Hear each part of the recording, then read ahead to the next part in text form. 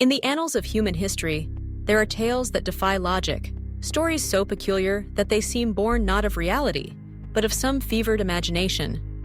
Yet, every so often, we encounter events so bizarre and so thoroughly documented that they cannot be dismissed as mere legend. Today, we delve into one such true story, a tale of chance, coincidence, and the uncanny, set amidst the storm-tossed seas of the 19th century. Imagine the vast Atlantic, its rolling waves endless, its horizons blurred by mist. It is the year 1884, and the British yacht Mignonette is making its way from Southampton to Sydney, a journey that was never destined to be ordinary.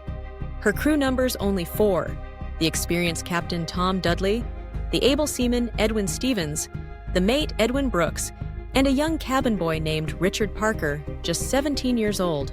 Their voyage begins uneventfully, but fate, it seems, has other plans. On July 5th, after weeks at sea, disaster strikes in the form of a rogue wave. The Mignonette is smashed and begins to sink, leaving the crew scrambling for survival. They manage to launch a small lifeboat, a fragile craft with scant provisions, a couple of tins of turnips, and no fresh water. Days stretch into weeks. The sun beats down mercilessly, and the vast emptiness of the ocean offers no respite, no hope of rescue. As their rations dwindle, desperation sets in. The men catch a turtle, which provides a brief respite, but soon they are reduced to drinking their own urine and staring at the empty horizon, hope flickering with each passing day. After nearly 3 weeks adrift, delirious with thirst and hunger, the crew faces an agonizing decision. The cabin boy, Richard Parker, is the weakest among them, having drunk seawater in desperation. As he slips into unconsciousness, the others debate their grim fate. In an act that would later shock the world, Captain Dudley and the others decide to kill Parker, consuming his flesh and drinking his blood to survive. 4 days later, salvation comes in the form of a passing German vessel, the Montezuma. The 3 surviving men are rescued and returned to England, where their ordeal quickly becomes the subject of public fascination and outrage. The subsequent trial, known as the R.V.'s Dudley and Stevens case, would set a precedent in English law.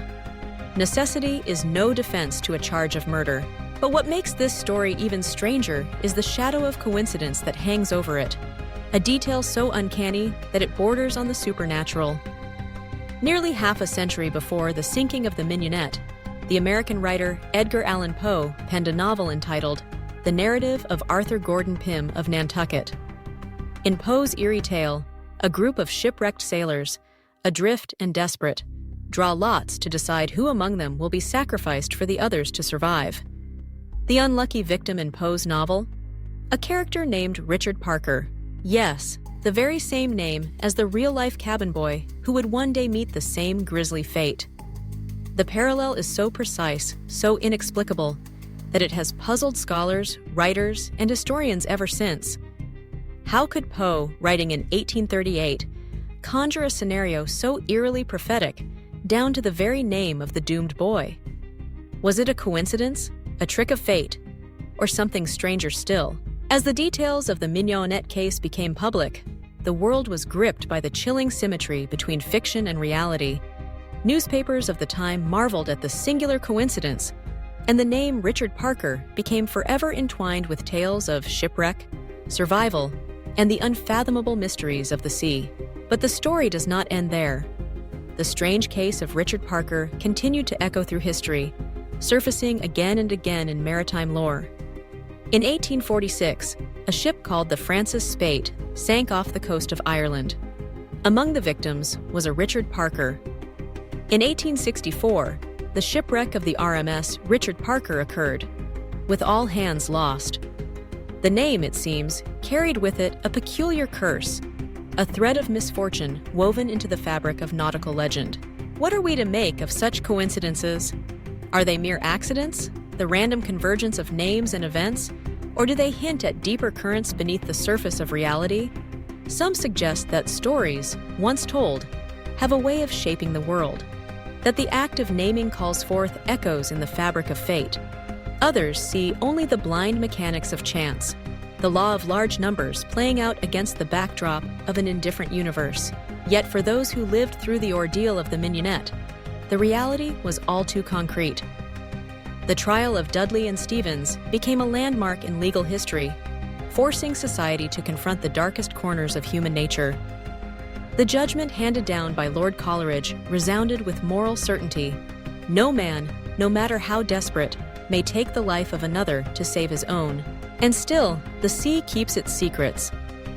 The story of Richard Parker, both real and imagined, lingers like a ghost in the annals of maritime history, a reminder of the strange, unpredictable, and sometimes chilling intersections between fiction and reality. It is a tale that invites us to ponder the mysteries of coincidence, the power of stories, and the enduring enigma of fate. So the next time you find yourself gazing out at the unbroken expanse of ocean, consider the invisible threads that connect past and present, fiction and fact. Remember the strange true story of Richard Parker and wonder at the unfathomable depths of the human experience, where sometimes the strangest tales are the ones that actually happened.